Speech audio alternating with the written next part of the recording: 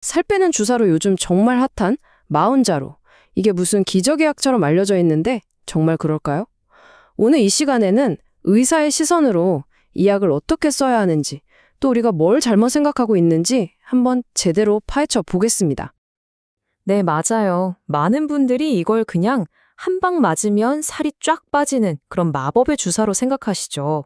근데요, 이 분야의 전문가, 특히 의사들은 전혀 다르게 보고 있습니다. 바로 이 말이요, 마온자로를 이해하는 핵심 열쇠라고 할 수 있습니다.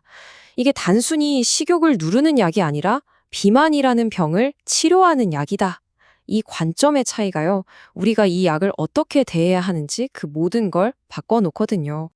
자, 그럼 가장 큰 오해부터 한번 깨부수고 시작해 볼까요? 마온자로가 그냥 배고픔을 덜 느끼게 해서 그래서 살을 빼주는 약이다. 이런 생각 말이에요. 사실은요, 그 뒤에 훨씬 더 복잡하고 중요한 원리가 숨어 있습니다. 그러니까 예전 다이어트 약들은 주로 우리 뇌에 직접 말을 걸어서 야, 이제 그만 먹어 하고 식욕을 막는 데만 집중했잖아요. 근데 마운자로는 그게 아니라 우리 몸의 엔진 자체, 바로 이 신진대사를 직접 손봐서 효율을 높이는 데 초점을 맞추는 거죠. 이거 정말 놀랍지 않으세요?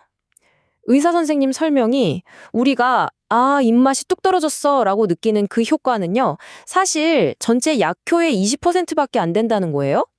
그럼 나머지 80%는 뭐냐? 바로 우리 몸의 신진대사에 직접 개입해서 근본적인 문제를 해결하고 있다는 뜻입니다. 자, 그렇다면 그 나머지 80%의 힘은 도대체 우리 몸속에서 무슨 일을 하고 있는 걸까요? 지금부터 마운자로가 맡은 두 가지 핵심 임무 한번 자세히 들여다보겠습니다. 이게 좀 복잡하게 들릴 수 있는데 의사 선생님이 정말 기가 막힌 비유를 하나 들어주시더라고요. 마운자로를 우리 몸에 투입된 특수 건설팀이라고 한번 상상해 보세요. 이 팀한테는 아주 중요한 두 가지 임무가 주어집니다. 자, 잘 들어보세요. 이 건설팀의 첫 번째 임무는요, 우리가 음식을 먹었을 때 새로 들어오는 당이나 탄수화물이 지방으로 착착 쌓이는 걸 막는 거예요. 일종의 방어작전이죠. 이 방어작전을 수행하는 동안에는 다른 일을 못해요. 그러다가 새로운 당이 안 들어오면 그때서야 비로소 두 번째 임무, 바로 몸에 이미 쌓여있던 지방을 발굴해서 태우는 작업을 시작하는 겁니다. 그러니까 우리가 빵이나 단 음료를 마실 때마다 이 발굴 작업은 올스톱되고 팀은 다시 방어하러 달려가야 하는 거죠. 바로 이 지점에서 우리가 절대 타협할 수 없는 진실과 마주하게 됩니다. 바로 이 약이 혼자서는 아무것도 할 수 없다는 사실이죠. 의사 선생님이 이 부분은 정말 단호하게 말씀하세요. 식단과 운동은 옵션이 아닙니다. 그냥 하는 겁니다. 라고요. 마운자로는 이 힘든 과정을 좀 더 수월하게 만들어주는 파트너이지 모든 걸 대신해주는 요술램프 지니 같은 게 아니라는 걸 꼭 기억해야 합니다. 사실 의사 선생님 본인도 이걸 직접 뼈저리게 느낀 경험이 있다고 해요. 마운자로 덕분에 체지방을 목표치까지 쫙 뺐어요. 그래서 이제 다 나았다 생각하고 약을 딱 끊었죠. 근데 웬걸요? 미국 여행 가서 빵이랑 와인을 좀 즐겼더니 체지방이 순식간에 다시 불어나는 걸 보고 엄청난 충격을 받았다고 합니다. 그때 깨달은 거죠. 약이 내 좋은 습관을 지켜주는 핵심 도구였구나 하고요. 그렇다면 이 약하고 성공적인 파트너십을 맺으려면 식단은 구체적으로 어떻게 짜야 할까요? 원리는 아주 간단합니다. 아까 그 건설팀이 계속 방어만 하도록 만드는 빵, 국수, 단 음료 같은 것들은 철저히 피해주고요. 대신 우리 몸에 좋은 재료가 되는 단백질, 해산물, 건강한 지방은 충분히 먹어주는 겁니다.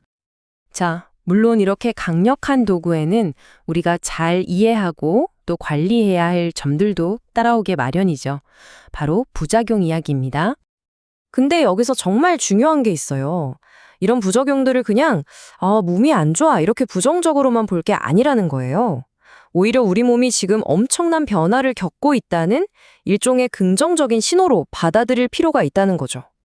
그 대표적인 신호가 바로 어지럼증이에요. 특히 앉았다가 벌떡 일어설 때 눈앞이 핑 도는 그 느낌. 다들 아시죠? 이걸 의학 용어로는 기립성 저혈압이라고 합니다.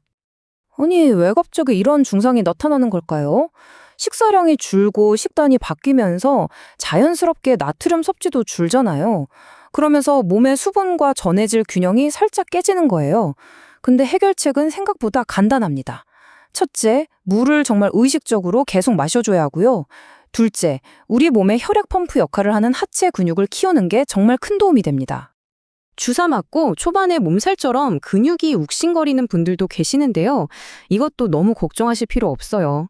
우리 몸의 면역세포들이 웬 새로운 물질이 들어왔지? 하고 한번 훑어보는 아주 자연스러운 초기 반응 같은 거거든요.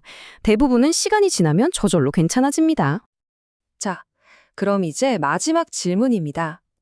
단순히 체중계 숫자를 줄이는 게 목표가 아니라면 우리가 달려가야 할 진짜 고린 지점은 대체 어디일까요? 의사 선생님은 아주 구체적인 목표를 제시합니다. 바로 체지방률 28%예요.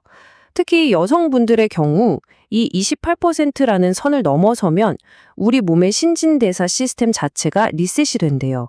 마치 컴퓨터에 새로운 기본 설정 값을 입력하는 것처럼 그 이후로는 건강한 체중을 유지하는 게 훨씬 쉬워진다는 거죠. 바로 이겁니다. 다이어트의 진짜 목표는 그냥 몸무게 앞자리 바꾸는 게 아니에요. 체지방은 확실하게 빼고 소중한 근육은 지키거나 오히려 늘리고 몸에 불필요한 부종은 싹 빼는 것. 이걸 바로 건강한 신체 재구성, 즉 바디 리컴포지션이라고 하는 거죠. 결국 마운저로는요, 우리 몸을 바꾸고 또 그보다 더 중요한 우리의 평생 습관을 바로잡을 수 있는 기회의 창을 활짝 열어주는 역할을 하는 겁니다. 마운자로는 마법의 약이 아닙니다. 하지만 어쩌면 여러분이 수십 년간 바꾸려고 애썼지만 번번이 실패했던 바로 그 습관을 끊어낼 수 있는 가장 강력한 도구가 될 수는 있겠죠. 자, 이제 마지막 질문은 여러분께 달려 있습니다. 이 강력한 도구를 어떻게 사용하시겠습니까?